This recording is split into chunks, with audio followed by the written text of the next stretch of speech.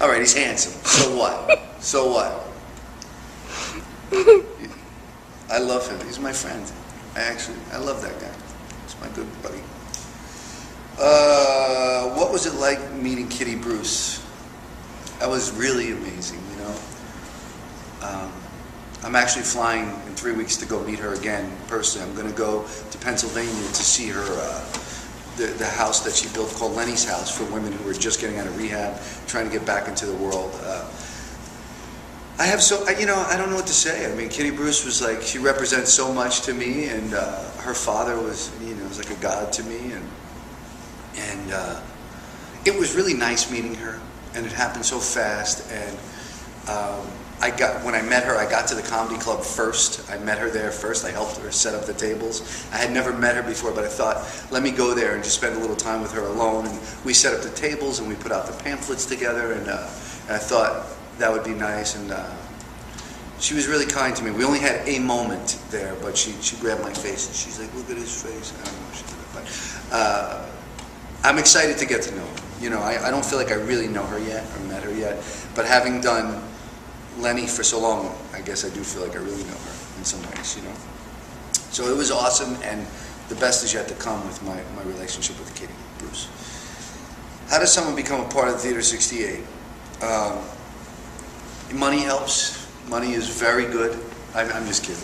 The process is that once every 6 months, we put out an audition notice, and we hold auditions just twice a year, and we usually take in about a dozen new people. It's kind of, we don't have a number in mind. We take in the right people. There's been times we've taken in 4 or 18, kind of depends. And what happens is the people come in. They bring a scene. You get an audition time. If you submit and we think you might be a good fit, you'll get a call. You get an audition time. We usually get 300 or 400 people who submit, and we end up taking 8 or 10 people, which is, you can tell it's hard to get in here. And you come in, you do a 3-minute scene. You could bring a scene partner or do your own thing. We'll have an actor here for you. You just bring a second copy of the scene. You do a 3-minute scene. Then afterwards, we do the second part of the audition. It's just an interview with me. We just talk about what you're looking for, what we're looking for. And then sometimes if we have too many great choices, we'll have callbacks another day, bring in a new scene, have a conversation again.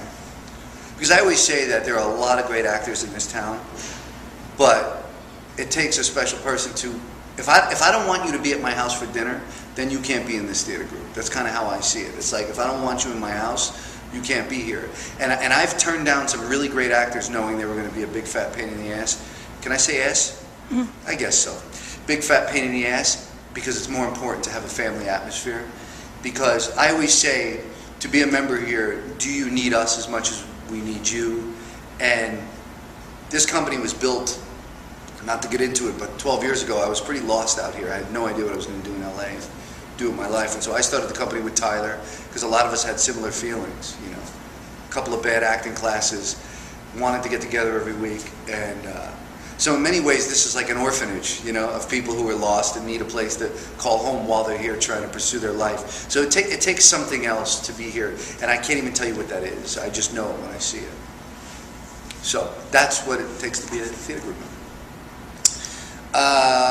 Why is this place so important to you? I think I just kind of said it.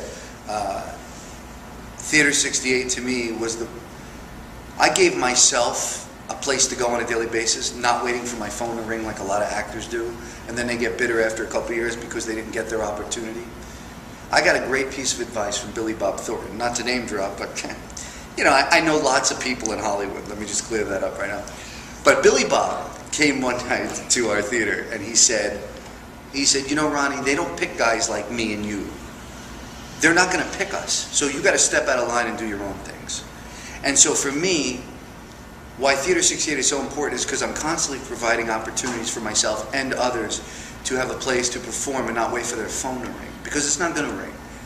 When your phone rings and you're the Tom Cruises of the world, it's like hitting the lottery. I mean, maybe 1 or 2% of actors actually get to work.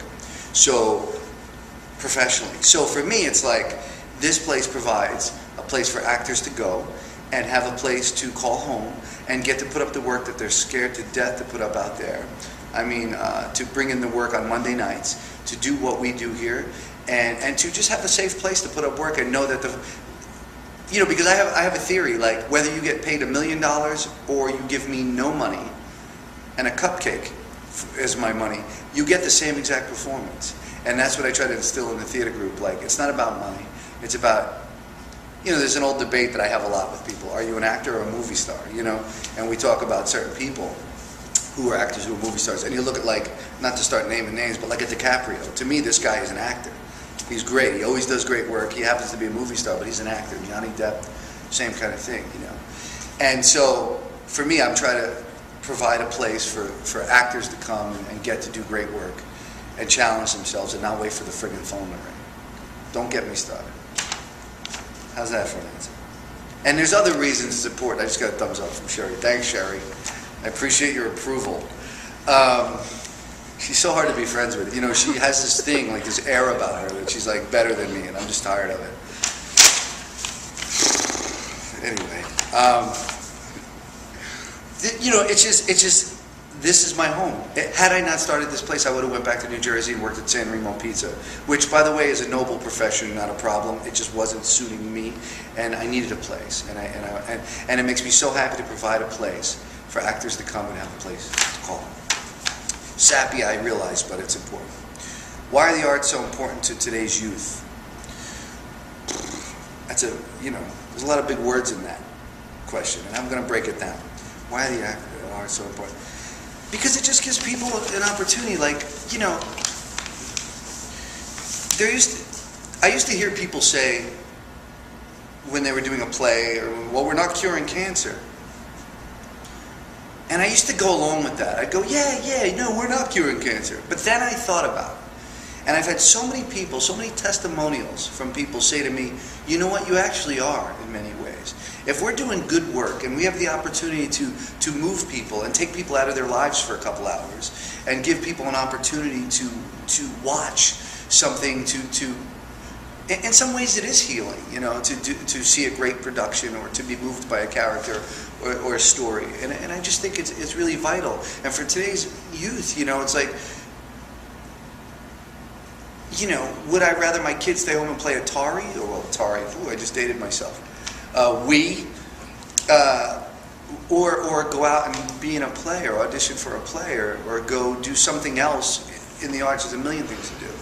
Go to tap lessons or something. And the answer is all that, because it just makes a more well-rounded person, and there's more opportunities, And I just think the arts are so important.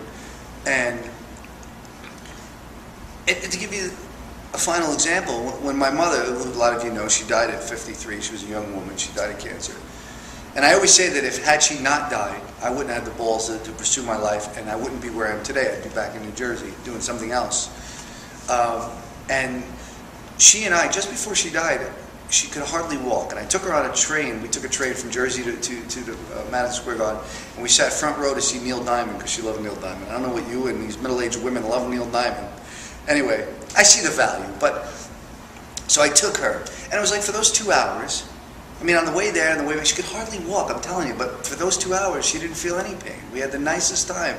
She didn't think about her illness or sickness for a moment, And I think about that, and then I think about what I'm doing here, and the opportunity that the arts do provide for people to get out of themselves. And I saw it firsthand with my mom, how happy she was, and we didn't discuss her illness once in that whole time.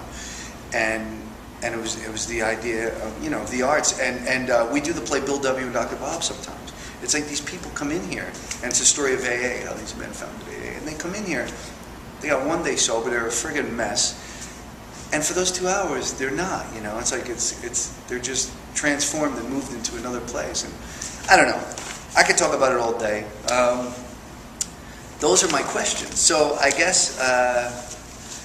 I think that's it. I just want to say thank you to you guys. I know that you guys are raising some money for my birthday, and I appreciate that very much. It means a lot to me that you would take the time to do that. And I do think the arts as a charity is just as important as any other charity, because I think it has its place. And there's nothing I'm more passionate about. So I thank you for that. And what else? And don't make fun of my hair. I realize I need a haircut right now. It's a little big, but you know what? I don't care, you know, because I am who I am. And if you don't like it, what can I tell you? I'm actually going to let it grow longer now because I just got angry because I think that you guys are judging me. Look at his hair. Pretty nice, right? Not for nothing. A lot of guys wish they had this head of hair. I may let it grow. Right, Sherry? Yeah. You want to run your fingers through my hair? Don't get fresh in front of everybody. What can I say? Thank you. You're beautiful.